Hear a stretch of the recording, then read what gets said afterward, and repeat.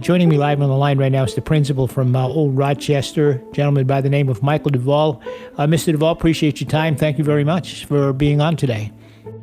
It's like you put it, it's a challenging time for everybody, and it seems like our senior class is, it's on everybody's mind right now. Yeah, so absolutely. I get a lot of calls from parents who are devastated for their kids that they will not be able to properly cap their education careers. Yep. But you guys are looking at doing something about that in Old Rochester. What are you doing? What are you thinking about? So there's some things that you can't get back, and we recognize that. The spring sports, our drama productions, our concerts. Those are things that we can't get back, and it's awful. And but we do want to give our seniors a proper send-off, and we want to do so in a way that, this is the most unorthodox school year, and I've been around Old Rochester since the fall of 2000. It's definitely the most unorthodox in my career, but that doesn't mean it can't be memorable, and that doesn't mean we can't do everything we can to give the seniors the proper send-off. So we had to, schools in the area, high schools in the area, had to make a decision around first, when is graduation? Everybody has their historic, traditional day that they always run graduation. For us, it's always been the first Saturday of June. So the first decision, do you try to put something together with social distancing and these elaborate remote plans for the first Saturday in June, or do you push it off a little bit and do you see if maybe a little bit later in the summer the situation will be a little bit different where we'll be able to get large groups together? So the first decision we made was to reschedule, and we pushed our graduation date to August 8th. So what might that look like? At this point, I guess it's very difficult to project out what conditions might be. So it's interesting. What that first decision allowed us to do was it allowed us to travel down two different paths. We know, I've been a principal for 11 years at Old Rochester. I know how we would, in normal years, celebrate our seniors. We have our traditional senior week, including prom, awards nights, assembly. We have a senior walk that's extremely popular. So we're traveling down two roads. We're traveling down one path that leads us to those events, and we will run them the way we always do, provided it is safe to do so. And that's the benefit of us pushing off till August. But we also need a parallel path that has alternatives for those events. So, let's say that mid-July we hear from the governor that, we can't do what we have planned for graduation or for awards night or for a prom. So we need to be able to be ready to put something together. So we've got two groups of staff working. We've got our traditional event planning going on, and if we're allowed to, we'll hit a home run the way we always do. But if we can't, we have other plans we have to arrange for. The other thing with our date of August 8th, there are high schools that are going ahead with a June graduation or mid-July graduation. So it does buy us a little bit of time to see how they did things and maybe learn from that and kind of pick and choose and sit back and see what's going to work best for our community. So there is a possibility then that there could be a prom still. We were fortunate. We are at the Bellamar in Newport. We had a early June date. Our class advisor was able to secure a date for August 4th. So nothing changed for us other than the date. Same tickets, same everything, and we'll hope that we can hold the prom August 4th. That will be the one event that will be challenging to do an alternative. There's no alternates at that point.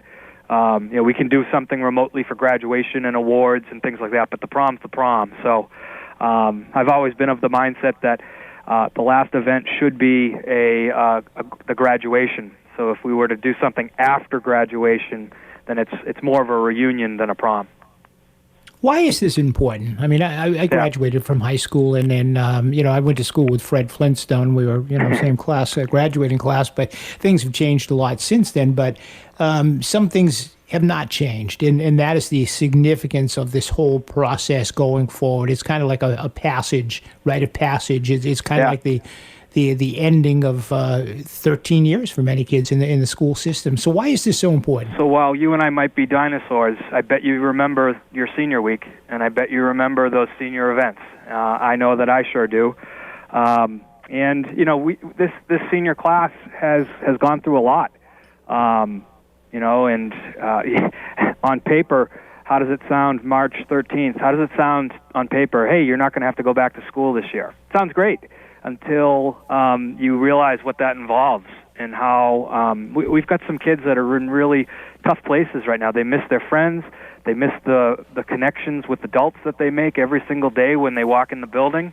You know, a lot of kids, the best part of their school day was some of the school events that happened after school. So on campus. So it's important for us to keep these kids in our hearts, let them know that this is not the senior year we had planned for them, but that nevertheless they are important to us, and we're going to demonstrate that through the best senior events that we can. So how do students complete the course study that was begun prior to the school having to shut down? I mean, a lot of kids were probably halfway through a semester and then halfway through a class, and all of a sudden it's over. How do they complete that work? Do they ever? I mean, so we felt good about, you know, we've got about 2/3 of the way through the year. You know, I felt confident that we had 3 terms of work done and on a level playing field where, you know, class was in session. And so that's how we've arrived at our final grades for the year. Our students are continuing to learn remotely as teachers post work on a daily basis and students turn work in. But we found that we were unable to kind of level the grading playing field for remote learning. So we've gone to a pass-fail for term 4, and provided that students pass their courses, you know, a pass-fail allows us to kind of ease the grading situation. As long as you're past term 4, then, you know, your final grade will be the result of your work that you did while in the building. So it's not perfect, but I think it works the best for the most kids, because a lot of our kids after March 13th, you know, their life was flipped upside down. Some of them got full-time jobs. So for us to, you know, ask them to do synchronous learning in a online setting is going to be hard for them. So we've gone to an asynchronous model where kids are working on their own and at their own times. I think it's worked for the majority of our kids because, again, I couldn't ensure a level playing field at home.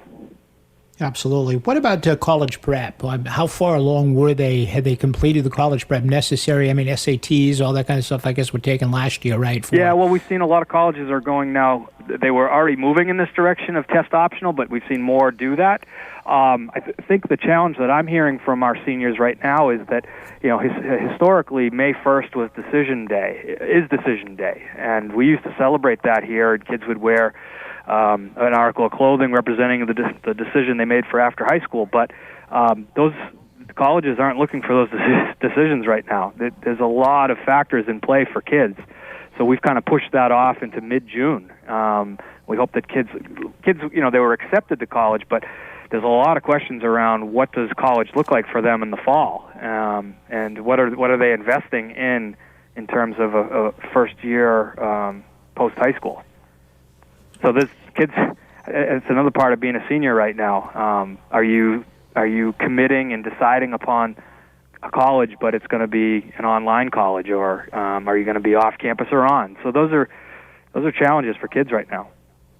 Absolutely, because we don't know what the rules are going to be come August or September when it comes time to move into the dorms or whatever, whether or not that's even going to be doable or possible. Right. At this point. Another group of kids that I worry about, too, and I think about the not just the kids that are leaving Old Rochester Regional this year, but those that are entering and coming from a different school setting, the middle school setting. Yep. This is going to be very difficult for them to make that transition. That was always a tough transition anyway, but it's going to be more difficult. And they've left an incomplete situation behind, and now they're entering a whole new world, hopefully come September. Yeah, we spend a lot of time in regular school years trying to get all of those firsts in place for kids so that it's a positive experience, whether it's the first, their freshman orientation, their first day of school, their first week, their first month, and ultimately their first year. Those firsts are very important. So as we spend a lot of time planning for 25% of our kids to graduate, we're going to bring in 200 more kids in September. And so we don't have the luxury of those. We used to bring them over in the spring to give them tours of the building. We used to have a day called Step Up Day where kids would get their, 8th graders would get their schedules for the high school and follow their schedules and meet teachers and see who was in their classes. And those were part of the, how much time we invested in getting those firsts right for kids. So we like we're doing with our senior planning, we're doing the same with our current students and 8th graders. Is we are going to hold a virtual step-up day. We're going to invite students to meet their teachers in a video conference and learn about the classes that they've signed up for, give them a chance to maybe make some decisions around electives. But we're going to try to do the best we can. We had a teacher yesterday suggest we can't give tours of the building, but we could put together videos of the building and kind of try to make those firsts as seamless as possible for kids. Well, that's interesting, too. And, I mean, had this type of thing happened just 10 years ago, we wouldn't have had the technology available to us to do all of this virtual type thing that we can do in terms of showing the kids around the school building or even classes that are being offered to kids online. So at least with the computer age, we're able to do a little bit more. What about the students in your school in terms of their ability to continue learning, whether it be through online classes or assignments that they're doing? I mean, is there any way to really measure compliance with that, whether or not they're doing it? Or so it's hard because we're not taking daily attendance. So that's the challenge. So it's easy every day when school's in session, 745 kids walk in the building. We know who's here and who's not.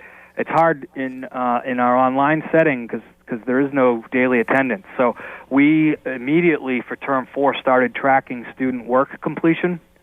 And upon the student's second missed assignment, we started calling home. And we just oftentimes met with a positive response from parents. Thanks for making us aware. Because parents are, I'm a parent, we're trying to help our kids at home too. And this is not easy to navigate. So I would say we have about 90% of our kids are getting it done and doing what they need to do, and then the other 10% we're working hard with. We're just first of all asking the question: are you okay? Are your needs being met? Do you have technology? Do you have food? Do you how are things at home? Because at the end of the day, that's more important than the learning for me. Are you just okay? So once we've connected, and we have connected with all of our students, once we've connected with them, then it's about, okay, now we know you're okay and you've communicated with us. How can we help you get work done? And for some kids, it's involved some one-on-one time with staff members. Our teachers are working harder than they ever have, and there's some heavy lifting involved. And so some kids, this model is not optimal for them. So we will do a video conference one-on-one with a kid to just help them get the instruction that they need. Incredible stuff being done in the schools right now that people don't even realize what's going on. I don't think a lot of folks have any inkling at all about what's happening behind the scenes right now. Just one more thing. There's no way to restart athletics. There are a lot of kids that do play sports, and some of them look to go on to colleges later on and continue their athletic careers as well. Statistics, achievements, all that type of thing, it's up in the air for a lot of kids, right? I mean, they're going to miss out on a lot. Yeah, I mean, I can't imagine what the seniors that played spring sports, the emotions that they went through. It's their senior year. That's the year they've been working so hard for. And historically we have successful teams that do well on the field and beyond. And to take that away from these kids has been maybe the biggest challenge that some of them have faced. So it's taught me. I also coach at Old Rochester. It's taught me not to take anything for granted. And I've talked to my athletes about how would you like to be sitting in those senior shoes right now, missing this opportunity. So make the most of every opportunity you get. But yeah, in terms of drama club, our productions, our concerts, and our sporting events, we aren't able to replicate those, and so that's the unfortunate thing here. Absolutely. Michael Devoll, the principal over at the Old Rochester Regional High School, appreciate your time.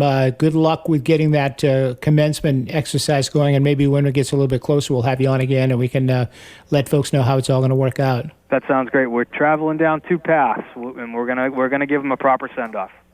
Awesome. Thank you, sir. Appreciate it. Good luck. All right. Take care. All right, good conversation. I know a lot of parents in our listening area have been very concerned about this whole education thing in terms of the commencement and all of that, how it's going to happen, if it will happen at all for their kids. It's important. It's a very big, important part of this. So there you have it. Old Rochester Regional is looking at ways to maybe address all of that.